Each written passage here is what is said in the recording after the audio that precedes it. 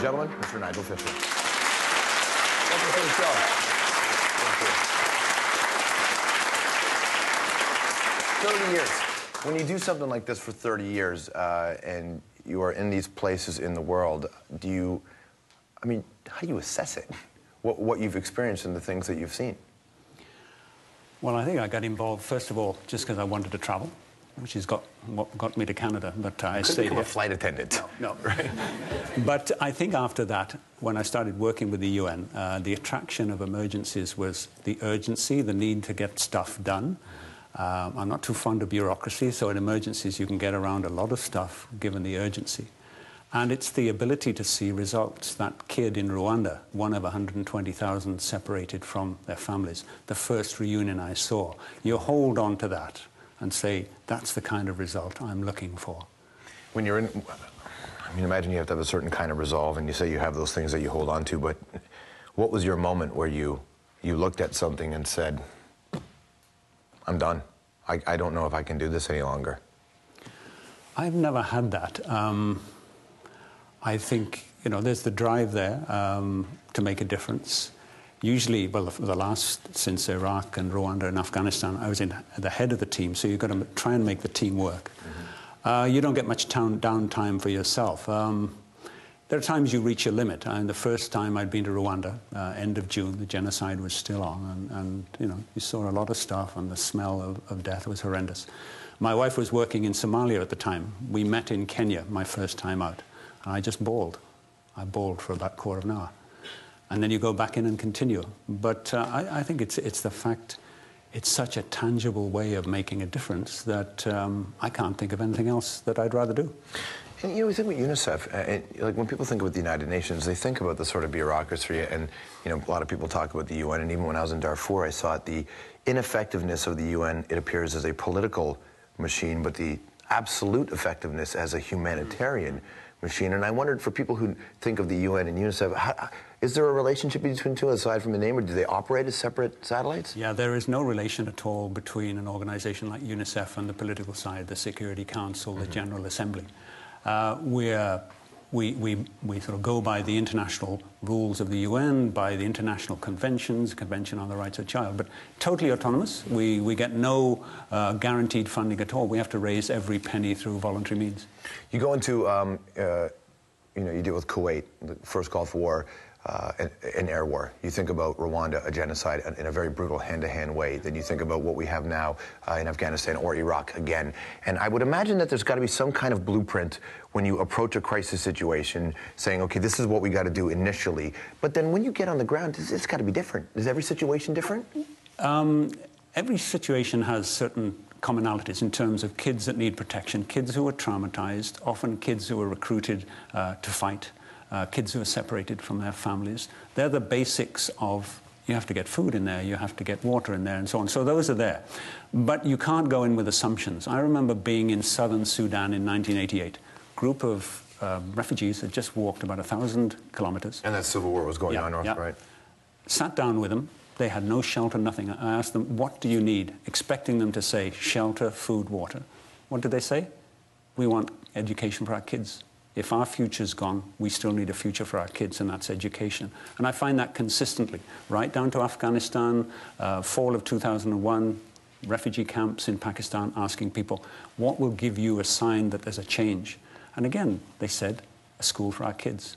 So, sometimes the answer is different from what you expect. Well, but then I imagine then you have to rely on a local government, because an education system needs to be, it has to be built. And it can't be just, you can go in and build buildings and houses and huts, but it needs to be facilitated. Well, again, in Rwanda, I started something that then became sort of standard UNICEF policy. We called it Back to School. We arrived in Rwanda, 3 of us, late June. Within the next 3 weeks, there were 100 of us. And again, by August, working with a new Department of Education, we were able to open the schools again. You set up teams. You're trying to say, where's the curriculum, where are the textbooks, how can we even brought in an anti-mining team from Ethiopia to check whether there are mines and unexploded devices around the schools. But we have a system now, and we did this in Afghanistan with the new Ministry of Education. 2 million kids back in school by March of 2002. So there are ways of doing these things pretty quickly. Before 9/11 in Afghanistan, there was a polio vaccine program in place, right? But, I mean, as you know, the way it works with vaccines, it's not just one. You need a series of shots. But this is pre-9/11, and the 9/11 happened. So where were you at 9/11? New York? I was then regional director for UNICEF in South Asia, but I'd gone to New York for meetings, and in fact was on the top floor of UNICEF looking out the window when the first plane hit the one tower. So after the shock, you're a smart man who's aware of global politics. Did you sit there and say, we're going to have a problem here? Well, the first thing, we thought it was a small plane hitting, but after a couple of hours and the start of terrorism, I just went in to see the executive director of UNICEF and said, this is Afghanistan. We got together a couple of people. They said somebody needs to take charge of this program, and 10 days later I was on a plane to Pakistan. But this polio thing, with polio, you have to have a vaccination at a certain time of the year, and you have to do it sequentially, let's say end of September, end of October, and so on. If you don't do that, you don't break the cycle of the transmission of the disease. We did a first round of vaccination in Taliban-controlled Afghanistan, end of September 2001, and we reached several million kids. We needed to do it again in October, but by then the bombing war was on. So we had discussions with the Taliban Minister of Health, said, could we cross the lines to continue this polio vaccination? We had about 40,000 volunteers lined up, Afghans, to do this around the country. He said, well, if the other side agrees, I'll agree. So we went to the Northern Alliance, their opponents, said, can we do this? They said, well, if the other side agrees. So then I called back to UNICEF headquarters, who called the White House, saying, we need to vaccinate several million kids. You need a ceasefire of sorts almost, don't you? And the initial reaction was, do you folks realize there's a war going on? Are you crazy? But through various nefarious means and suggesting that a war for liberty is also about kids' freedom from disease, wouldn't it be a pity that a war stops kids being vaccinated? So that was negotiated, and at the end of October, there was a 3-day pause to allow those vaccinated to go around, and we reached about 95% of the kids that need vaccinating. Well, you should go in there and try to mediate the situation now. Maybe there's a way to put it together. As soon as the war in Afghanistan started, and then very quickly the war in Iraq started, a lot of military attention, a lot of media attention, a lot of NGO attention are going to go to these two places, and I wonder, there has got to be a vacuum. Where are we missing? Is there something happening in the world right now, a hotspot that is not getting the attention it needs because so much energy is there? A hotspot around the world? Yeah. Yeah, I would look at Democratic Congo. There's a war going on, a vicious civil war. I think it is the most vicious war in the world. There's about 4 million people have died in that war since '98, and who knows about it? It's a war of attacks against kids.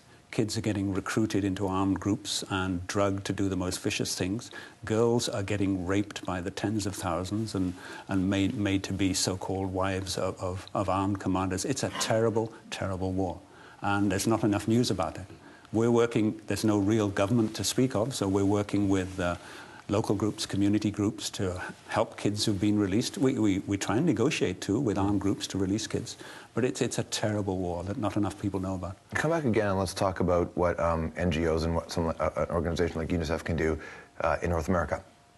You know, and because I mean, we're talking, you know, but that's another conversation for another day that we'll definitely have. Thanks for coming in. Thank you so much. Appreciate it. All right, stick around because when we come back, we're going to tell you about one of the most popular athletes in this country, and he'll be coming on our show. Plus, we've got this guy.